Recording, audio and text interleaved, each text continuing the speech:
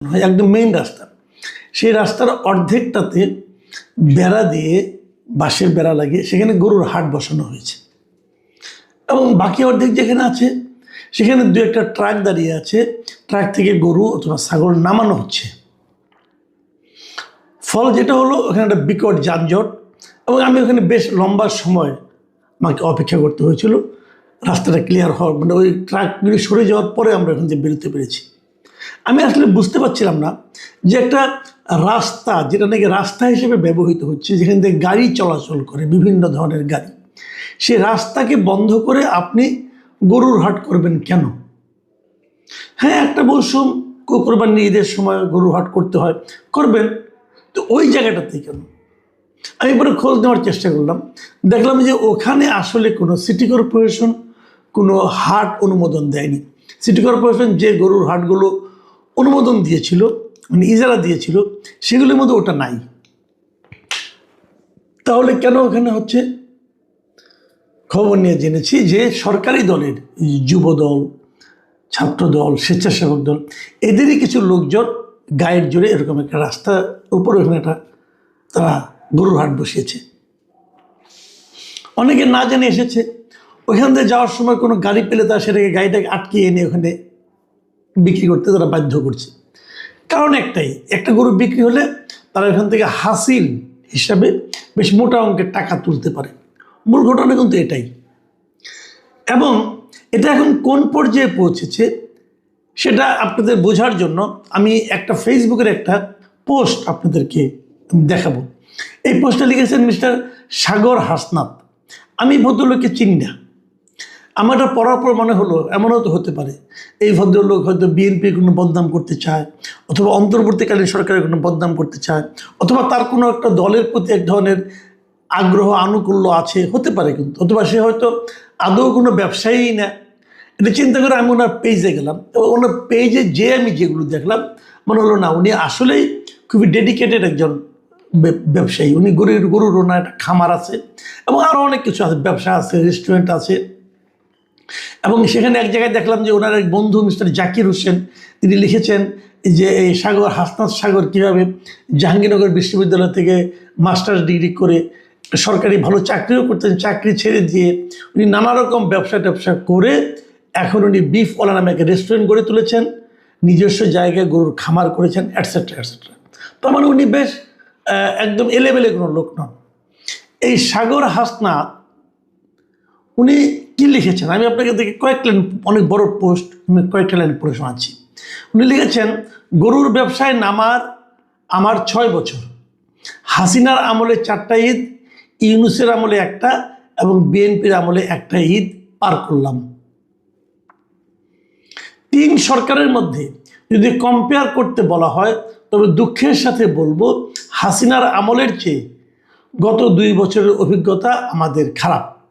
এখানে একটা জিনিস উনি যেটা বললেন সেটা হলো হাসিনার আমলে উনি যেভাবে ব্যবসা করেছেন তার চেয়ে খারাপভাবে ব্যবসা করেছেন অন্তর্বর্তীকালীন সরকারের আমলে এবং বর্তমান সরকারের আমলে। সে সঙ্গে তিনি এখানে আরও একটা কথা বলেছেন, সেটা হলো কি বলেছেন, যে উনি এই কথাটা বলেছেন যে আমি দুঃখের সাথে বলবো। তার মানে এই যে উনি বলার চেষ্টা করেছেন যে আগের এই 2 আমলের চেয়ে আগের আমলটা ভালো ছিল, এটাকে উনি দুঃখের সঙ্গে বলছেন। মানে এটা উনি বলতে চান না, বলার ইচ্ছা নাই, তবু ওনাকে বলতে হচ্ছে।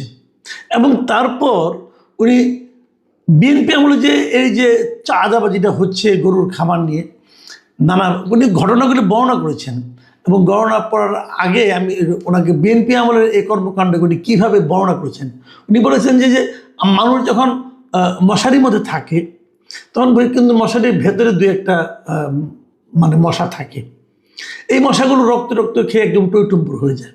কিন্তু মশারির বাইরে যে মশাগুলি থাকে সেই মশাগুলি কিন্তু রক্ত খাওয়ার সুযোগ পায় না, এবং না পাওয়ার ফলে সকালে যখন মানে মানুষ বের হয় মশারি থেকে তখন এই বাইরের যে রক্ত না খেতে পারা মশাগুলো খুব ছোক করতে থাকে, কারণ তাদের পেট ভর্তি ক্ষুধা।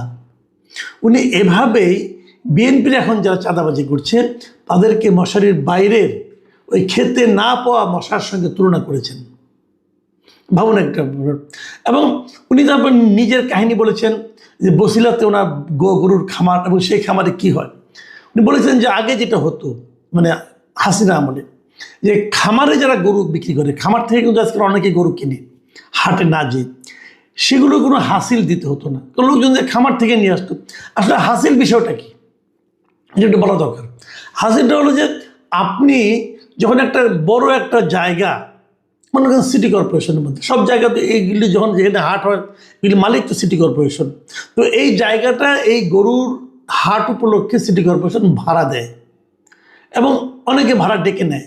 ডেকে নেওয়ার শর্তটা হলো ওটাই যে ওনারা ভাড়া নিয়ে ওখানে যত গরু বিক্রি হবে তার থেকে একটা নির্দিষ্ট পার্সেন্টেজ ওনারা চাঁদা হিসেবে নেবেন, মানে হিসেবে এই যে গরুটা বিক্রি করলো, 2 দিন এখানে থাকলো ভাড়া, এগুলি এটাকে বলা হচ্ছে হাসিল। এবং এর সঙ্গে এটা আরও একটা কারণ আছে যে এই গরুটা যে আসলে একজন থেকে আরেকজন কিনেছি, এটা থেকে ডকুমেন্ট থাকা লাগে। যদি কেউ বলে আমার গরু আপনি চুরি করে নিয়ে আসছেন, এই জন্য এই ডকুমেন্টটাও তারা কিন্তু যারা বিক্রি করেন তারা এই হাসিলটা দেন। গরু কিন্তু একজন বিক্রি করে আরেকজন কেনে, কিন্তু ওই যে হাটটা ওখানে যে সাজিয়েছে তার মাধ্যমে কিনে, মানে তার কাছে রেজিস্ট্রেশনটা করতে হয় যে অমুক বিক্রেতা অমুক ক্রেতা, এবং যিনি ক্রেতা উনি একটা পরিমাণ অর্থ ওই ইজারাদারকে দেন, এটাই হাসিল। তো যখন আপনি গরুটা কোনো খামার থেকে কিনবেন, তো খামারে তো এখানে তো আর কোনো ইজারা নেওয়ার কোনো প্রশ্ন ওঠে না, খামার থেকে আপনার বাড়ি আসবে, এর জন্য কোনো হাসিল নেওয়া হতো না। এটা আওয়ামী লীগ আমলের গভর্নমেন্ট তারা বলে দিয়েছিল।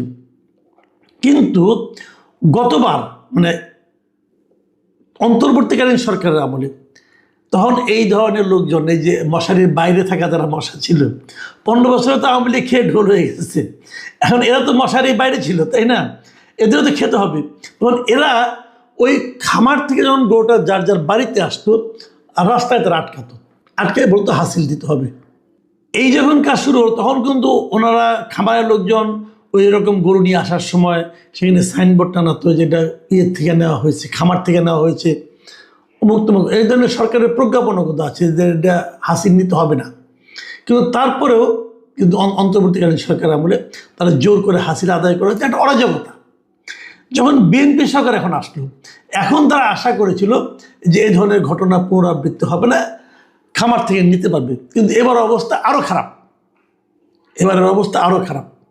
এবং এই ভদ্রলোক উনি নিজের একটা অভিজ্ঞতা বর্ণনা করেছেন যে পঞ্চগড় থেকে ওনার কয়েকজন কসাই আসতেছিল, সেই কসাইরা কয়েকটা ছাগল নিয়ে আসছিল, সেই ছাগলকে কীভাবে জোর করে একটা খামারে ঢুকিয়ে দেওয়া হয়েছে। এবং এগুলিও কিন্তু হয়, ধরেন আপনার গরু ব্যবসায়ীরা, পাইকারি ব্যবসায়ীরা, ব্যাপারীরা গরু নিয়ে আসতেছে কোনো জায়গার থেকে, একটা জায়গা থেকে আসতেছে, ওখানে একটা হাট আছে, তারাও তো ওই হাটে নিতে যাচ্ছে না, তারা হয়তো অন্য একটা হাটে নিতে চায়, কিন্তু ওই হাটের পাশ দিয়ে যাওয়ার সময় তারা জোর করে গরুগুলোকে সেই হাটে ঢুকিয়ে দেয়। এরকম নৌকা নিয়েও হয়, যখন নৌকাতে গরু আনে সেগুলো তারা একই ব্যবস্থা করে। এই যে প্রক্রিয়াগুলো, এই প্রক্রিয়াগুলো হলো বেআইনি এবং জবরদস্তিমূলক। এখন এই একটা বিষয় নিয়ে আমি এত কথা বললাম কেন সেটা একটু বলি। এত কথা বললাম এই কারণে যে আইন কীভাবে চলছে, বিএনপি সরকার দায়িত্বে এসেছে, এগুলো কিন্তু দেখার দায়িত্ব বেসিক্যালি স্বরাষ্ট্র মন্ত্রণালয়ের। স্বরাষ্ট্র মন্ত্রণালয় যদি এখানে একটা খুবই সিরিয়াসলি একটা ভূমিকা নিত তাহলে এই সমস্ত অরাজকতা হতে পারতো না। স্বরাষ্ট্র মন্ত্রণালয় এই সমস্ত ব্যবস্থা নিচ্ছে না, অরাজকতা হতে দিচ্ছে, তাহলে আইন শৃঙ্খলাটা থাকে কোথায়? দেখুন, কেবল একটা শিশু নির্যাতিত হলো, একটা ধর্ষণ হলো, এটাই কিন্তু আইন শৃঙ্খলার প্যারামিটার নয়। আইন শৃঙ্খলার প্যারামিটার আরও অনেক গভীরে।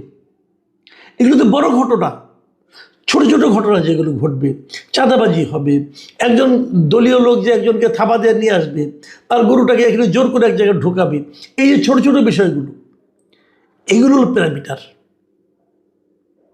এবং কে করছেন ওনারা? দেখুন, যে ভদ্রলোক এই কথা লিখেছেন, এই পোস্টটা দিয়েছেন, উনি কিন্তু এমনভাবে শেষ করেছেন, আমি ওটা আপনাদের একটু পড়ে শোনাই শেষের দুটো প্যারা। তিনি লিখেছেন যে বিদেশে যাওয়ার অসংখ্য সুযোগ থাকা সত্ত্বেও আমি দেশে থেকে যাওয়ার সিদ্ধান্ত নিয়েছি এবং এই বিশ্বাস লালন করি বাংলাদেশ হচ্ছে ব্যবসা করার খুব ভালো একটা জায়গা। এদেশে যদি ব্যবসা করা না যায় তবে আর কোনো দেশে ব্যবসা করা সম্ভব নয়। বিগত 11 বছরের ব্যবসায়িক জীবনে অদ্যাবধি এই আশা অটুট আছে। বিএনপি সরকারের প্রতি অনুরোধ, আমাদের এই বিশ্বাস ভঙ্গের কাজটি করিয়েন না এবং আমাদের মুখ থেকে বের করায়েন না। আগেই ভালো ছিলাম। একজন